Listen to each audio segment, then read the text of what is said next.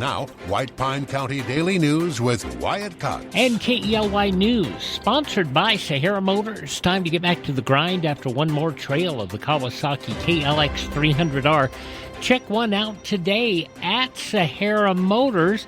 As I do some quick math in my head, a third of an inch of rain, 3/10, well, not quite a third yet, 3/10 of an inch of rain so far, having fallen at Yellen Field.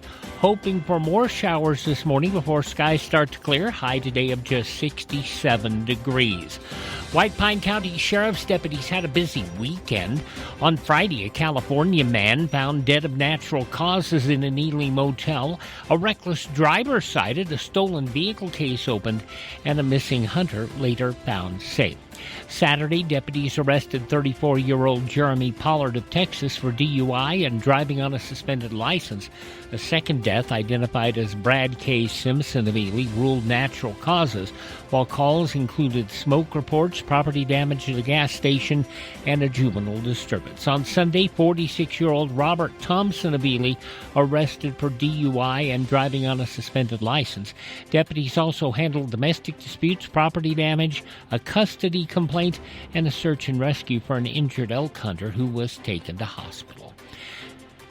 Well, doctors pushing back on a new Nevada Interscholastic Activities Association policy requiring physicians to list a student's birth sex on sports clearance forms. The rule, in effect since January, meant to ensure fairness in competition. 18 Nevada pediatricians, led by Dr. Erica Pruss, called it medically inappropriate, saying sports physicals should determine only whether an athlete is healthy enough to play. They warn it threatens patient privacy and doctor-patient trust. The NIAA says the policy protects fair play. Governor Lombardo has appointed Dr. Rick Victor Wakefield as Nevada's new Superintendent of Public Instruction. Wakefield, a former teacher and longtime Teach for America leader, previously served on the State Board of Education, helped train hundreds of educators in Clark County. He begins October 27th. Lombardo called him the right leader at the right time, while Wakefield says he's committed to ensuring every elite Nevada student has access to a high-quality education. Department of Justice has flagged concerns over UNR's support for undocumented students and has asked the Department of Education to investigate.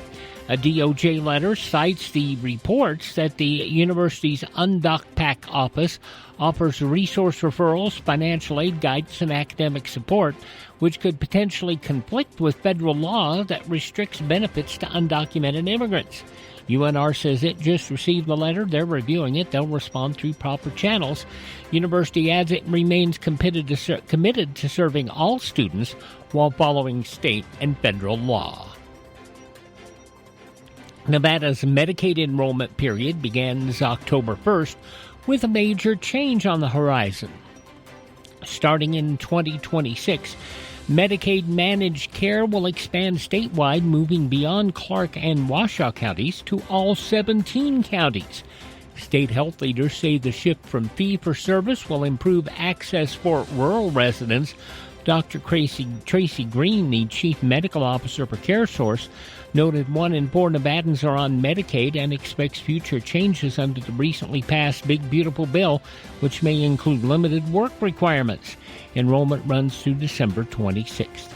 Barrick Mining shocking the markets on Monday with the abrupt resignation of CEO Mark Bristow, who had been in the role for nearly 7 years. No reason given for his departure. Bristow, who oversaw Barrick's merger with Randgold and returned billions to shareholders, had once said he'd stay until the company's massive Reko Diq copper gold project in Pakistan came online in 2028.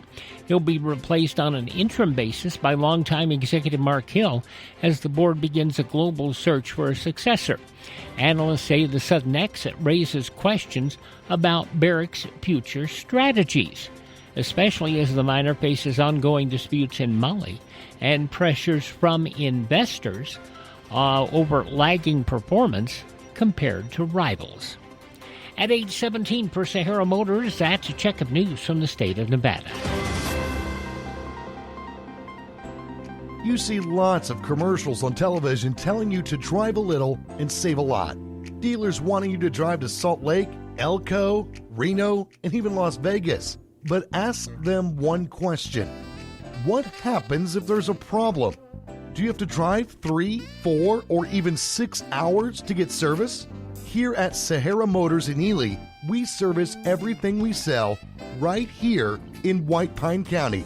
Shop here first, get our best deal, and you get that best deal by telling Shauna that Wyatt sent you by. Then if you want, shop other places.